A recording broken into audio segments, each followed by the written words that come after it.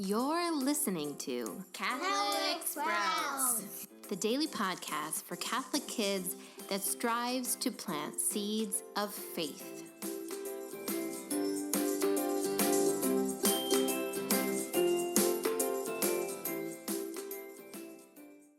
Hey there, Sprouts. Today is Friday, October 26th. This week on the Catholic Sprouts podcast, we have been learning at the feet of Pope St. John Paul II. We have been learning particularly how to be brave. We've heard about his childhood and how he became the first pope that wasn't from Italy in over 500 years. We heard about how he instilled bravery in the people in Poland that led them to the peaceful overthrow of communism. We've heard about how he sought unity, even with those groups who had been disconnected from the Catholic Church for a long time. And yesterday we heard that Pope John Paul II called us all to holiness. He saw that every life mattered and that each person was called to a special and holy relationship with God.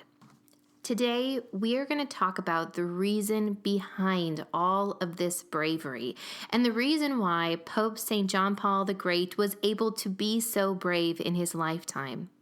And that reason is Jesus Christ.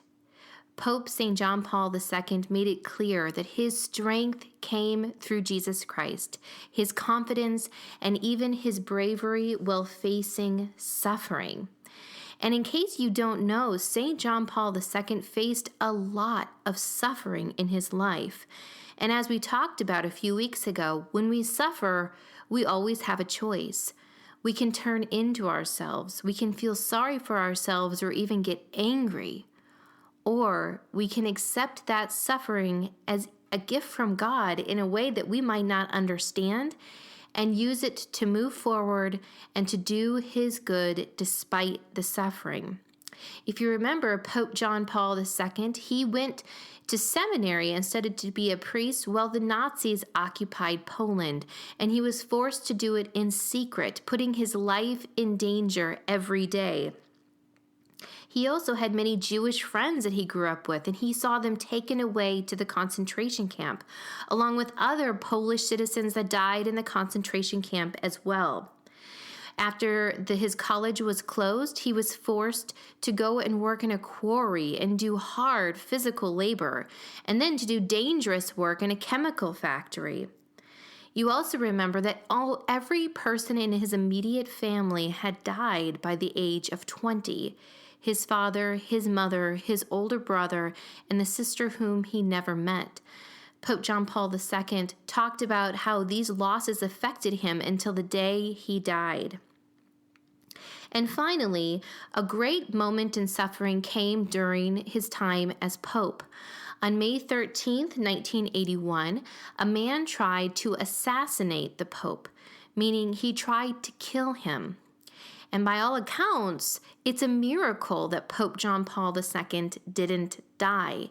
He was wounded very badly, had to have surgery, and was affected from those wounds for the rest of his life. He went through terrible suffering, and yet he chose, once he was healed, to visit the man that had tried to kill him in prison, to minister to him, and to try to convert him to the truth and convince him of the love of Jesus Christ. In all these situations, Pope John Paul II took the suffering that was given to him and he turned it into something beautiful.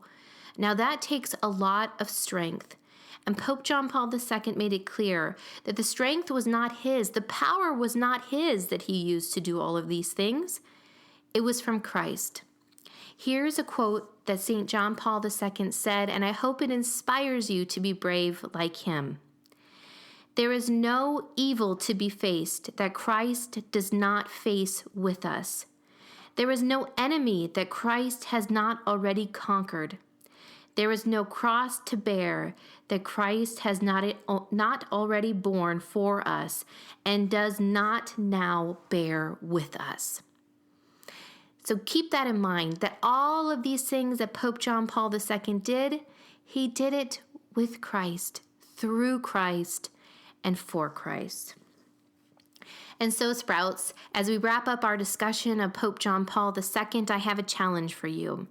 I challenge you to continue to pray to this powerful saint and pray specifically for the virtue of courage, that you may be brave when facing evil, but know that the power that you present in that situation is not from you. It is from Christ.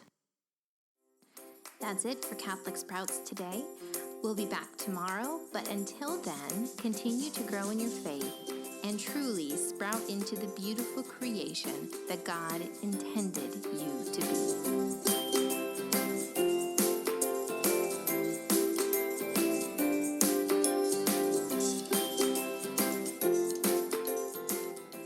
One final word to the grown-ups. Thank you so much for listening to the Catholic Sprouts podcast. I would like to invite you to join a special Facebook group just for those that listen to the Catholic Sprouts podcast. We will use this group to connect, to share resources around that week's theme, and simply celebrate raising future saints. To find the direct link to the Facebook group, simply check the notes for this podcast episode.